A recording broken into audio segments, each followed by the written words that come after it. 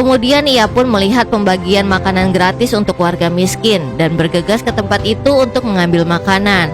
Tapi petugas yang melihatnya menyuruhnya untuk mengantri.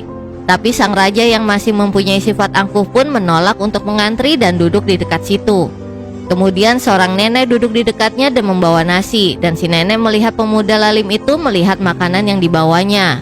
Lalu si nenek menyerahkan makanannya kepada si raja lalim tersebut. Dan akhirnya si raja lalim memakan nasi tersebut. Hari demi hari dilewati oleh si raja lalim tanpa tujuan hidup. Yang ia jalani tak sama ketika ia berkuasa di masa lalu.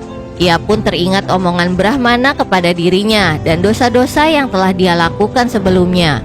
Tapi ketika ia akan tertidur, tiba-tiba sebuah bajai melintas di tempat itu dan terguling. Terlihat wanita hamil yang membutuhkan bantuan. Lalu tukang sapu mendekati si raja lalim dan meminta tolong padanya. Kemudian pria itu membantu wanita hamil itu dan menaruhnya di atas kereta dorong.